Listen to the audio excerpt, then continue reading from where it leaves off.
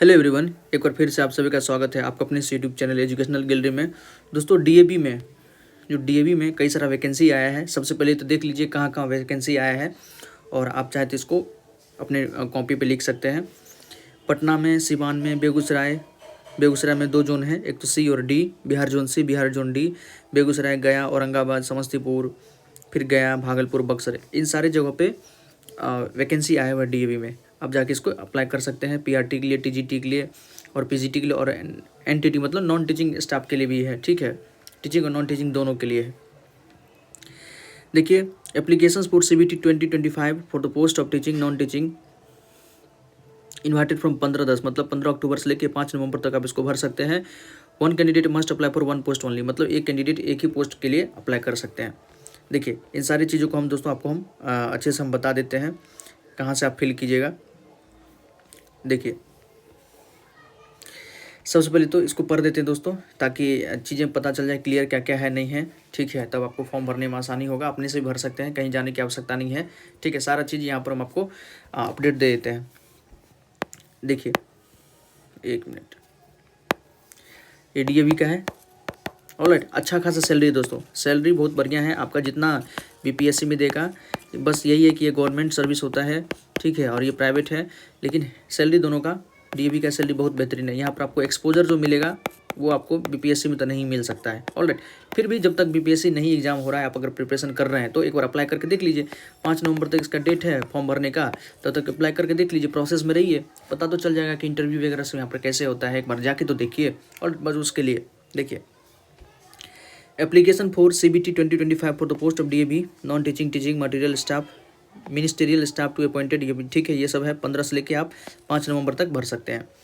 Entity में pre primary teacher, wellness teacher, counsellor सब है। पीआरटी में इंग्लिश का, हिंदी का, संस्कृत का, मैथमेटिक्स का, साइंस का, social science, computer science, physical education, music, dance, painting, मतलब ओवरऑल लगभग सब चीज़ का है।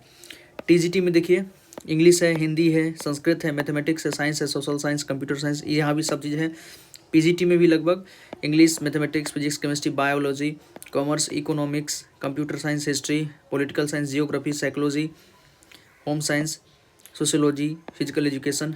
नॉन टीचिंग में क्या क्या है, देखिए, एलडीसी अकाउंट का पोस्ट है, LDC administration, UDC assistant front office, ये सब का पोस्ट है। आप ध्यान देने वाले देखिए दोस्तों, ये इंपॉर्टेंट बात है कि the application form in hard copy में be obtain from nearest DAV, मतलब एप्लीकेशन फॉर्म आप जो भरिएगा तो आपके आसपास, आप मान लीजिए पटना में रह रहे हैं तो पटना में खगोल में जो डीएवी कॉलेज है वहाँ जाके आप मांगिएगा कि हमको एप्लीकेशन फॉर्म दीजिए, रिक्वायरमेंट फॉर्म दीजिए, वो आपको दे देंगे।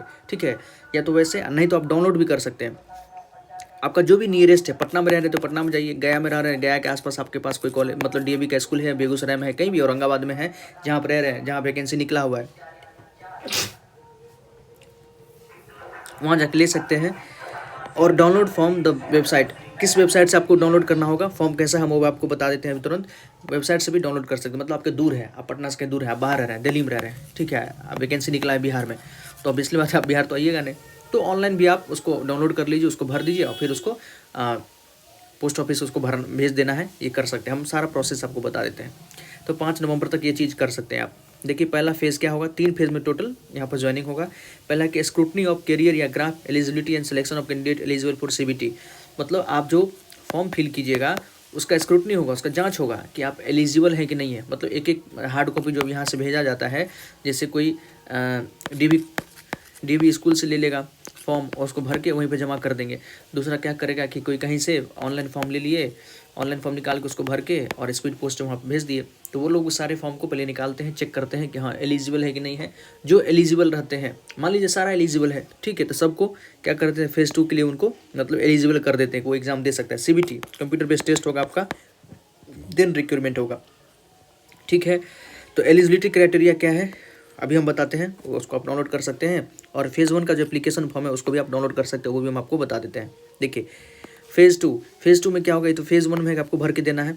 फेज़ 2 में कंडक्ट ऑफ सीबीटी, आपका सीबीटी होगा जिस भी सब्जेक्ट के लिए, साइंस है, पीजीटी के लिए, टीजीटी के लिए, तो साइंस का ऑब्वियसली बात आपका ये होगा। थोड़ा बहुत तो क्वेश्चन इधर उधर से भी रहेगा। For eligible candidate by CBT team, जो डीएवी का जो टीम है वो आपका सीबीटी लेंगे। फेज थर्ड में है डेमो होगा, इंटरव्यू होगा, selection by the selection committee, जो भी सिलेक्शन कमेटी है वहाँ पर आपका डेमो होगा, इंटरव्यू वगैरह सब होगा, ठीक है। प्रिजाइडेड ओवर द चेयरपर्सन, और जो भी उस जोन का स्कूल लेवल का मतलब जो ऑफिसर होंगे वो आपका एक प्रकार से डेमो वगैरह लेंगे, ठीक है दोस्तों। तो अब देखते हैं इसका एप्लीकेशन फॉर्म वगैरह सब देख लेते हैं। देखिए ये पहले एलिजिबिलिटी क्राइटेरिया कि आप एलिजिबल हैं कि नहीं है, उसके लिए यहाँ पर हम बता देते हैं क्या क्या। यहाँ पर देखिए कौन कौन है, तो graduate, post graduate with minimum, चाहे आपका ग्रेजुएशन हुआ हो या पोस्ट ग्रेजुएशन हुआ हो, सब आप एप्लीकेबल है। 50% मार्क्स तो होना चाहिए, इतना तो रहता ही है, मतलब सब है, ठीक है। BEd is mandatory for all teaching post, जितना भी टीचिंग पोस्ट है, चाहे पीआरटी के लिए हो, टीजीटी के लिए हो या पीजीटी के लिए हो, सब के लिए बीएड मस्ट है, ठीक है। आप डीएलएड से यहाँ नहीं जा सकते हैं, डीएलएड से यहाँ नहीं जा सकते हैं। और एनटीटी ओनली फीमेल कैंडिडेट, जो फीमेल कैंडिडेट है एनटीटी के लिए अप्लाई कर सकते हैं। 2 year NTT diploma from recognised university institution, ठीक है, किसी यूनिवर्सिटी से उनका एनटीटी का डिप्लोमा कोर्स होना चाहिए। देन देखिए ये सब है। CTET STET is required as per CBSE norm for all teaching post, obviously बात है, आप अगर टीजीटी के लिए कर रहे हैं तो पेपर 2 आपका पास होना चाहिए, ठीक है। पेपर 1 के लिए है, मतलब प्राइमरी के लिए है तो आपका पेपर 1 होना चाहिए। तो सीटेड और एस्टेट जो एस्टेट का है वो तो पास होना ही चाहिए, ऑलराइट। फॉर पीजीटी देखिए, फॉर पीजीटी कैंडिडेट, जो पीजीटी कैंडिडेट होंगे having minimum 3 to 5 year teaching experience और for secondary classes is desirable, मतलब जो भी पोस्ट ग्रेजुएशन मतलब 11-12 को पढ़ाएंगे उनके लिए मतलब 3 से 5 ईयर का टीचिंग एक्सपीरियंस होना चाहिए। टीजीटी कैंडिडेट के लिए भी, for TGT candidates having minimum 3 to 5 year teaching experience of middle या सेकेंडरी क्लासेज इज डिजायरेबल, मतलब जो टीजीटी आप पढ़ाएंगे 6 to 8 तक पढ़ाएंगे आप, तो उसके लिए भी आपका मिडिल या सेकेंडरी स्कूल में अच्छा खासा एक्सपीरियंस होना चाहिए। मतलब एक्सपीरियंस सर्टिफिकेट मांग नहीं रहे हैं, बस आपको भरना है कि हाँ हम पढ़ाए हुए हैं इतना इतना दिन से, मतलब आप एलिजिबल हैं, आप पढ़ा सकते हैं, तो बस भर दीजिए। इंग्लिश में फ्लुएंसी होना चाहिए, यहाँ भी घबराना नहीं है। बहुत सारे स्टूडेंट्स का क्या होता है, बहुत सारे लोगों का कैंडिडेट का कि इंग्लिश थोड़ा उतना बेहतर नहीं हो पाता, ऑब्वियसली बात है, हमारा इंग्लिश तो फॉरेनर के जैसे नहीं हो सकता है, लेकिन इतना तो है कि कोई क्या कहेंगे और उसको हम कैसे रिप्लाई करना है इंग्लिश में, इतना तो किया जा सकता है। तो बस उतना आ रहा है तो कोई दिक्कत नहीं है, क्योंकि आपका जो डेमो लेंगे ना वो भी कोई मतलब ये मत समझिए कि वो फ्लुएंट होंगे इंग्लिश में, है हम सब का वही रहता है, बेसिक ही रहता है। In Sanskrit, Hindi, physical education, music, arts, इस सब में पीजीटी टीजीटी लिए है, रिक्वायरमेंट है। Candidate appearing for LDC UDC assistant should be graduate with computer fluency, मतलब जो एलडीसी यूडीसी के लिए होंगे वो कंप्यूटर में अच्छे खासे पारंगत होना चाहिए।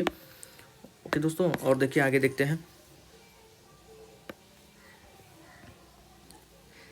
As must be 35 year on 31/12/24, मतलब 31/12/24 तक आपका एज 35 ईयर के आसपास होना चाहिए, इससे ज़्यादा नहीं होना चाहिए, ठीक है। 5 years teaching experience of CBC affiliated school, copy to be attached with application form. If candidate having minimum 5 years teaching experience of CBC affiliated school, copy to be attached with application form। अच्छा, अगर 5 year का कम से कम आपका teaching experience है तो आप उसको attach कर सकते हैं। Age criteria for the candidate working in DAV public school will be as per the norms of DAV GMC new Delhi CBT। उसका CBT होगा 2025 में, 3 फेज में CBT होगा। पहला तो वही मतलब किस फेज में आपका सिलेक्शन होगा, तो पहले स्क्रूटनी होगा। फॉर दिस पेज कैंडिडेट में कलेक्ट एप्लीकेशन फॉर्म, अपना एप्लीकेशन फॉर्म नियरेस्ट DAV से ले लीजिए या डाउनलोड कर लीजिए, हम आपको बता देते हैं अभी कहाँ से डाउनलोड कीजिएगा।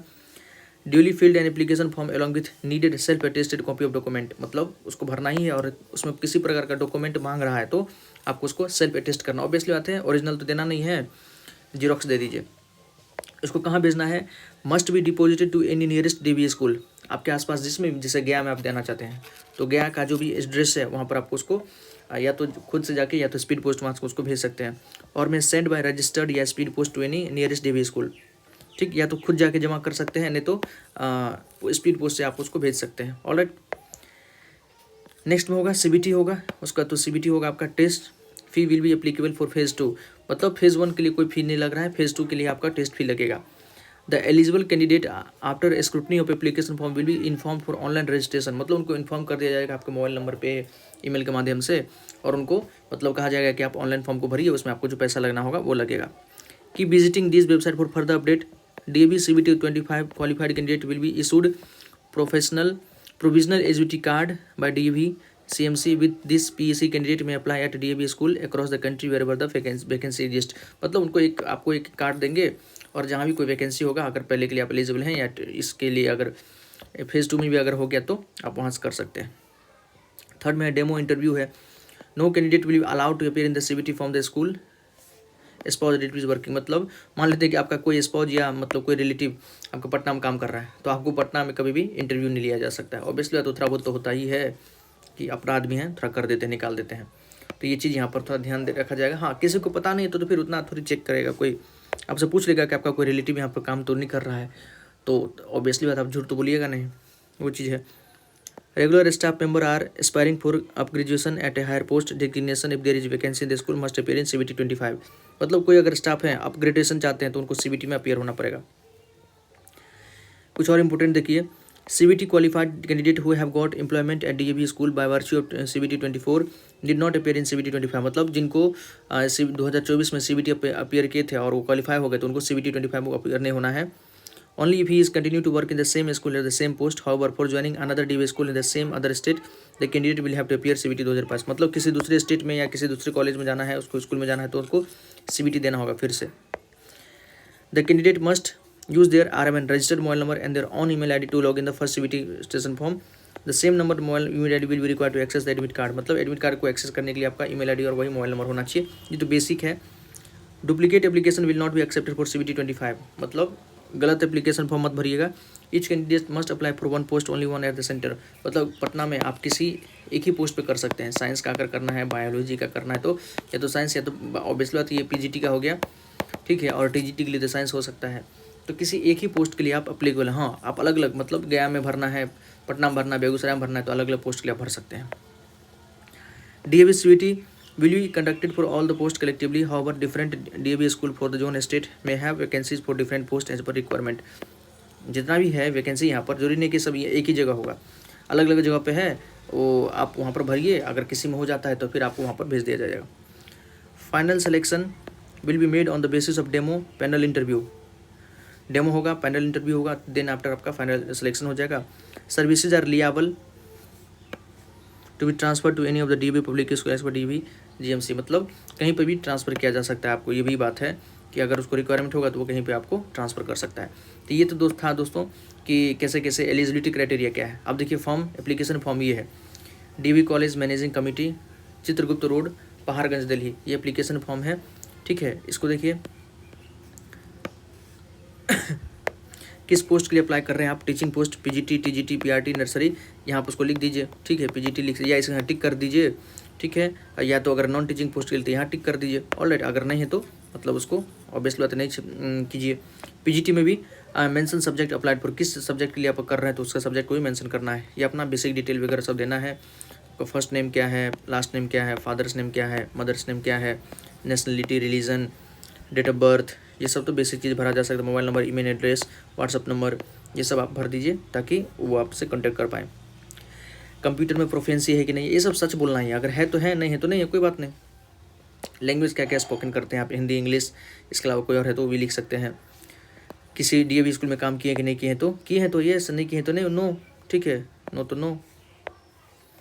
इप्सी नेम ऑफ द, अगर हैं तो DAV स्कूल का नाम लिखिए, कहाँ से कब तक काम किए हैं, टोटल एक्सपीरियंस कितना वो लिखिए, ठीक है, टोटल एक्सपीरियंस नहीं है वो लिख दीजिए। अब नीचे लिखना है कि सब्जेक्ट का, किस सब्जेक्ट का कितना एक्सपीरियंस है, कहाँ पर पढ़ाए हैं, नेम ऑफ स्कूल कहाँ पढ़ाए हैं, किस सब्जेक्ट को पढ़ाए हैं, पोस्ट क्या था, ज्वाइनिंग कब किए थे, कब वहाँ छोड़े हैं, एक्सपीरियंस कितना है, कितना सैलरी वहाँ मिलता था। अगर एक ही स्कूल का है तो एक ही स्कूल के बारे में लिखिए, 2 स्कूल का है तो 2 स्कूल के बारे में लिखिए, नहीं है तो फिर तो थोड़ा दिक्कत है, भरना पड़ेगा।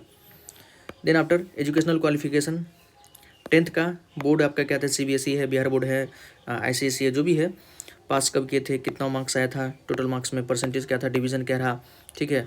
करस्पॉन्डेंस मतलब नहीं होता है कि अगर किसी का किसी नंबर में कुछ रह जाता है तो वो भी बताइए, जरूरी नहीं कि जिनका रह गया वो बाद में फेलियर ही है, ऐसा नहीं होता है, बहुत ज़्यादा सक्सेस कर जाते हैं वो लोग तो, और मतलब तेजस्वी होते हैं। तो ये 10th 12th graduation, post graduation का जो भी एलिजिबिलिटी आपका, आप उसको भर दीजिए। देन आफ्टर क्वालिफिकेशन क्या है, प्रोफेशनल, B.Ed है, M.Ed है, NTT है, JBT है, कंप्यूटर, ठीक है। तो किस यूनिवर्सिटी से आपने B.Ed किया वो लिख दीजिए, कितना मार्क्स आया है, टोटल कितना मार्क्स में, डिवीजन क्या है, ये सब करस्पॉन्डेंस वगैरह सब लिख दीजिए सबका, ठीक। स्टेट या सीटेट कोई और कुछ है तो इसके बारे में लिख सकते हैं, सीटेट आपका पेपर 2 पेपर 1 होना चाहिए ऐसा, ठीक है।